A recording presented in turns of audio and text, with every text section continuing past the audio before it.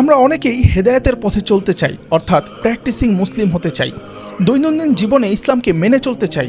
কিন্তু আসলে ঘটনাটা হয় কি, 5 ওয়াক্ত নামাজ, তাহাজ্জুদ, দান সদকা, ছোট ছোট নফল ইবাদত, বড় বড় নফল ইবাদত সব একসাথে শুরু করার কারণে এবং এই লাইফস্টাইলে আমরা অভ্যস্ত না হওয়ার কারণে আমরা আগ্রহ হারিয়ে ফেলি। মুসলিম হিসেবে জীবনে ইসলামকে নিয়মিত পালন করতে চাইলে আপনাকে প্রথমে ফরজ ইবাদতগুলো তো করতেই হবে, যেমন 5 ওয়াক্ত নামাজ। এর পাশাপাশি ছোট ছোট ইবাদতে বেশি অভ্যস্ত হতে হবে।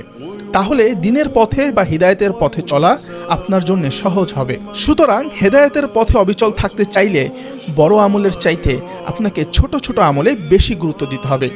যেমন প্রত্যেক কাজের শুরুতে বিসমিল্লাহ পড়া, সবাইকে সালাম দেওয়া, পানি পান করার সময় বসে পান করা, কথা বলার সময় মুচকি হেসে কথা বলা।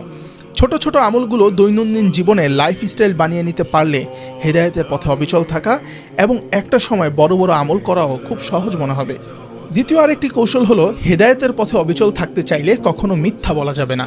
মিথ্যা কথা মানুষের মেধাকে নষ্ট করে, সততাকে ধ্বংস করে এবং অপরাধের পথকে উন্মোচিত করে। মিথ্যা বললেই একটা মানুষ খারাপ এমনটা কিন্তু নয়, কিন্তু মিথ্যা একটা ভালো মানুষকেও খারাপ হতে বাধ্য করে।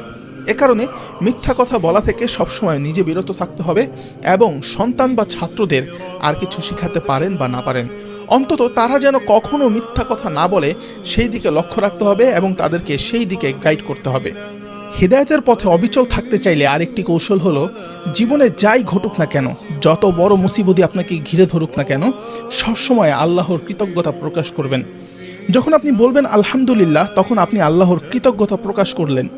এতে আপনার মনে এবং অবচেতন মনে একটা পজিটিভিটি তৈরি হবে, যা যে কোনো পরিস্থিতিতে আপনার ইমানের শক্তিকে বাড়িয়ে দিবে এবং বিপদের মোকাবেলায় আপনার মনোবল বৃদ্ধি করবে। তাছাড়া আল্লাহর উপর কৃতজ্ঞতা এবং ভরসা থাকলে আল্লাহর অদৃশ্য সাহায্যও আপনি অনুভব করতে পারবেন।